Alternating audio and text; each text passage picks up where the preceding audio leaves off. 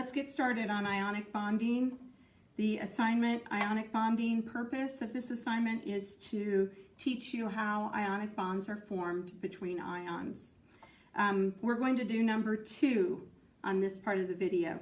So I need for you to grab your magnesium card at your table, put it right in between you and your partner, and you're also going to need an iodine. We're forming the ionic compound between magnesium and iodine. Step 1, determine the number of valence electrons around that you'll need to put around each of your elements.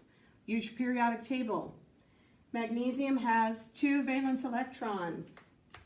Put them right there. Put your pennies directly on top of your card so that when you have to move your card, your pennies will go with it.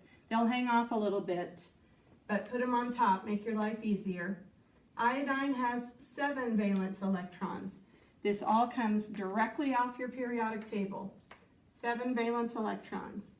Pause the video at any point that you need to slow things down so you can get things arranged at your table. Don't write anything until I tell you to. All right?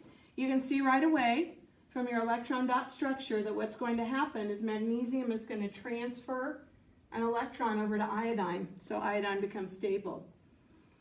But you can't leave this lone electron here for magnesium hanging.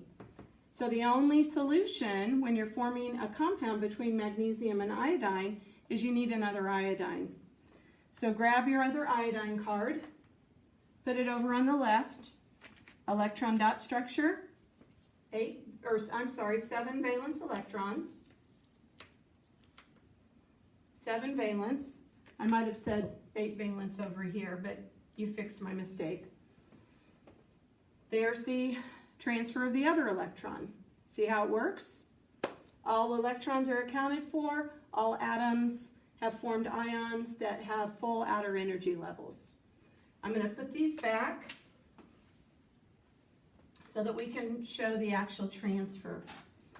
So on your paper, at this point, you're going to replicate this, your electron dot structures, where it says transfer of electrons on number 2. I'm going to go ahead and put X's where we're going to transfer those electrons to. So make sure your paper under transfer of electrons looks just like this. Pause the video to give yourself some time to do your electron dot structures. The actual transfer of electrons is shown with arrows. So I want you to draw arrows going from the electron that's going to get transferred to the spot that's going to take the electron.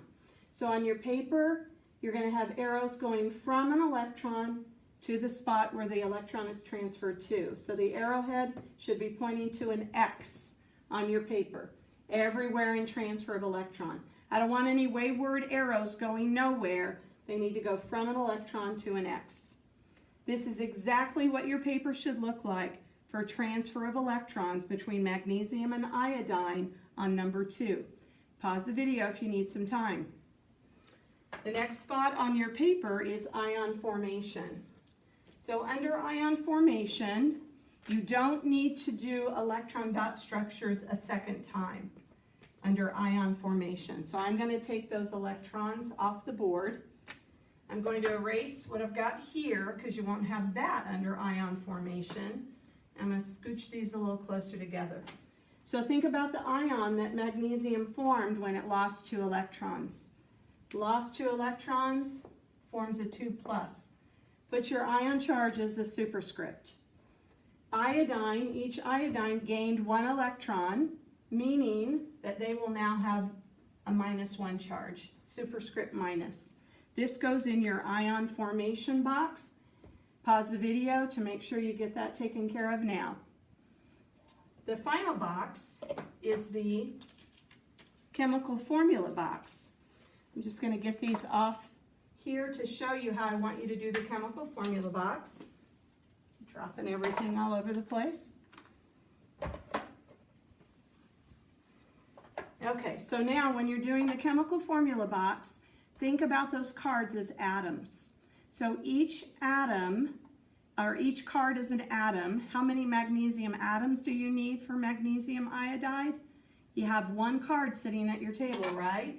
So here's magnesium, and we don't need to put a 1 as a subscript, it's understood. How many iodine atoms do you need for magnesium iodide? How many cards do you have? 2, right? MgI subscript 2. Magnesium iodide. This is what should go in your chemical formula box. Now I shouldn't see this. Do not write ion charges in chemical formulas. That's a no-no. Don't do it like that. None of your chemical formulas should have ion charges. Only subscripts. MgI2. There's number 2.